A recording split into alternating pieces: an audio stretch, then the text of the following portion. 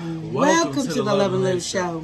I'm Queen Lenora. I'm the favorite nephew, 𝒿ᴏ. Okay, we're going to do this right, and we're going to do it right now. Okay, are we not going to do this or not? I'm Queen Lenora. And I'm 𝒿ᴏ, the favorite nephew, by the way. One more again. Okay. I'm Queen Lenora. And I am 𝒿ᴏ. And this is Relationship Advice. Woo! We're going to feature her favorite nephew.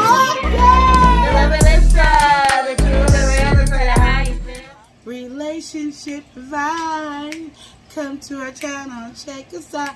Relationship Advice. It's a different jingle. Hey, I need a normal jingle. You know what I'm going to do?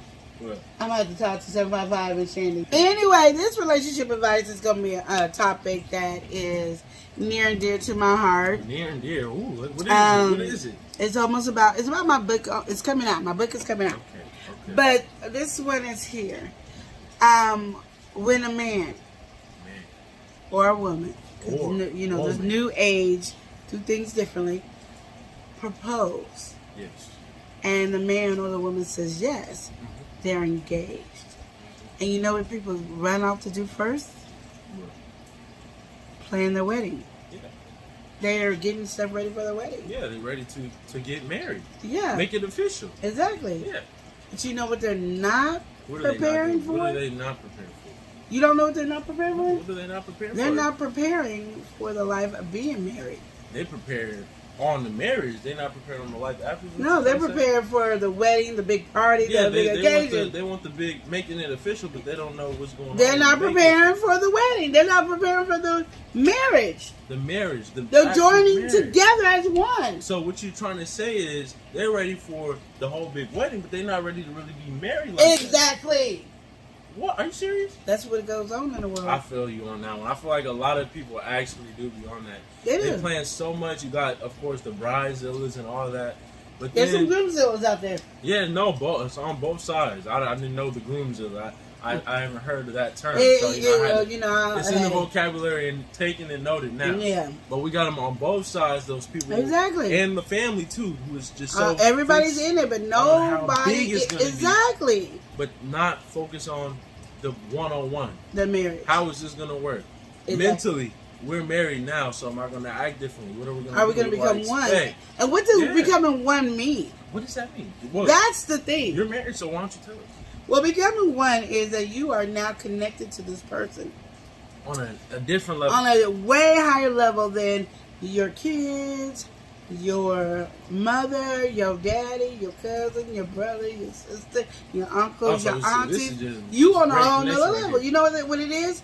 You are now, just think about this. You have some cake, right? Mm-hmm. You eat the flour. It's nasty, right? Yeah. Is it not nasty? Yeah, just eating flour by itself, not it. It is disgusting. But you mix some eggs, some sugar, some vanilla, some whatever other ingredients to make a cake. Tastes wonderful. Yeah, of course. But you can't have the flour by itself. No. No. That don't work. No. No. Have you ever had a flour cake? It's just nothing but flour? It'd be disgusting. Even when you make gravy, you cook the flour up in some butter first. Yeah. You and the butter is combining to make this roux so you can pour in your water. Yeah. Because you want to take that nasty flour taste out. You're becoming one with this person. She's cooking a relationship, right? Exactly. So, and you guys heard me say this on plenty of my videos in the past. But my thing is, there's a connection that should not ever be broken. So let's just give an example. Okay, let's give an example. Here it is. You are married. And in the beginning, it's all loving. We just came back from my honeymoon. And I love you, I love you, I love you, I love you. Why are you not putting your clothes in a hamper? You know what? I'm so sick and tired of this man. Every time I've been with this man, he just don't put his clothes in a hamper. She's sick and tired now. Ooh. Oh, yo, bro. I thought she was cool, but my wife been nagging. I don't even know what's going on. She always complaining. Like, me putting my clothes on the floor gonna bring up this big argument. We've been arguing about this for a long time. And then that's when we start having breakage issues. Yeah. Instead of saying, hey, babe, we got to figure out a way. Do I need to bring the hamper closer to you? But I would like the clothes to be in the hamper. It's something that bothers me. and I want us to connect in a real term. Yeah, I didn't know it really bothers you. I'm just used to doing it this way. But, okay, can we put it like on my side of the bed? So when I take off my clothes, this is here, or on my way to the bathroom, it's right there. I can just put it off right there. See how we work that relationship out? Instead of taking this one and going over to my friend, family over here, take this one, he going over to his friend and family over there. Communication is the key. It's the key. And everybody says that all the time. Yeah, but they don't really understand the fundamentals of that. Exactly. They don't listen. Life. You can't have communication if you don't listen. This is your partner for life. For life. You gotta really be listening. You got a lot of listening to do for the whole life. This is your ride or die. This is your partner for life. When ain't nobody else around, this is your partner. You have to work things out. You have to stay connected. This is the intimacy. Touching. Holding hands. Giving each other a hug. A kiss. Ain't gotta be no big old, long, drawn out kiss. But just a nice kiss. You want to have that in a relationship. Keep that connected. Talk about your day. You might not want to hear about your day.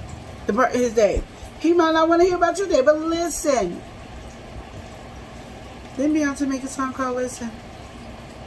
I can't even say it. But listen. This is something is. Okay, I was out because I'm checking it out. What are you doing? Okay, you know what? You can be supportive we here. Over here, dude. Okay. I'm just saying. You do you. Thank you. Yeah, let's listen. Let me listen. I think that's what I do. I just listen. And understand everything don't have to be so serious. Be your spouse's #1 supporter, biggest cheerleader, there for you when you're depressed, sick, down and out, angry. You are your person, because you know what? That person is you, and you are that person. Understand there is no winning in an argument. Because if one person wins, the other person loses, that means you lost, and that means the other person won. So regardless, you'll win or loser. You didn't get nowhere. All you did was put more division in your relationship. More dividing in your relationship. You here as one. You arguing. And you so worried about winning that you won and lost at the same time. Dang, you win some, you lose some. And that, you don't want to lose some in your relationship. Oh, no, you don't want to lose because any. I understand, if I win the argument and my husband lost the argument, I still lost. You won the battle. And he still, you know what I mean? And it's not like it mends it back.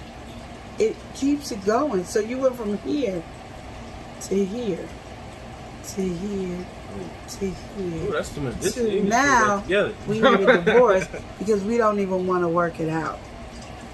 So as you worried about your big day, and you walking down the aisle, ready to walk with down your the aisle, best dress, your husband, soon to be husband, the greatest venue, is there with tears coming down his eyes, looking how beautiful you are, and we are all looking at him like he really loves her, and we looking at her and saying she really, and they're joining into this wonderful relationship, and then her hell starts breaking loose. After some months, some years, and after a year or two, we now at the divorce court. But guess what we're still doing? Paying for that big old wedding. Yeah. We could have spent time trying to build our marriage instead of our wedding. Okay? Yeah. I'm not saying don't have a wedding. Enjoy yourself a wedding. But make sure you, as you are planning your wedding, you can get some marriage counseling. I know everybody don't need it, but it's so nice to have it so you can have some understandings. Get you on the outline. Thank you. Good one.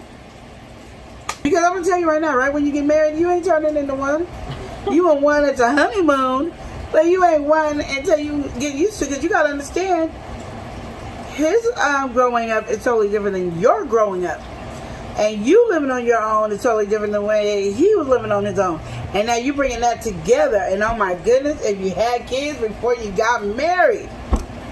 Well, I'll let you read my book and do the journal of my book. Because I'm going to just tell you, we'll be here all day. But the point is, work on your marriage as well as you're planning your wedding. Don't just plan your wedding. That's a good message overall. Yeah. It's important. So as this relationship advice, I hope this helps you go on your journey, because there's a lot of people thinking about getting married. And they're worried about like the wedding and all that, and they are worried about the relationship. But people just always tell you communication. But like I said, to have a great communication skill, you have to have a great listening skill. Because when you're arguing, I promise you, while that person is yelling and telling that part, you're thinking of a rebuttal. So you're not listening. You're thinking of what can you say in response to what that person say. Because you're not listening. You're hearing the person. Wah, wah, wah, wah, wah, wah, wah. Oh, no, he didn't say that. I got that. Oh, no, she didn't say that. I got that. No. And that's why you can see people who get divorced early or get divorced after their kids have grown and moved out the house, been married for 45 years and getting divorced because they let their intimacy and their connection go back and everything else was more important than your relationship. We ain't doing that over here. Are we doing that over here? No, we're not doing that. We ain't doing that over here. We here to save marriages. He ain't even married. No. You know what I mean? Barely dating. No. We'll get on dating relationships later. But this one was on my mind for a while. You can tell she had a lot of passion going on. Yeah. What is your advice? Tell them a quick snippet of what you do. What do I say? In general, it really is important just to know your partner, especially if you want to get married. Mm-hmm. Because a lot of people think marriage is just something so simple. There's so many complexities even before marriage, even in a dating or boyfriend girlfriend relationship. So where you transition into marriage, you don't know how you're going to transition. So you need to talk about all these things so you're well prepared for your future. Oh, good. Look at you. Look at you. Right. I feel like on that note, we should let them go. You gotta let you go because you put me on time out. Remind them one important message, and that is to remember: love and live each day as if it were your last.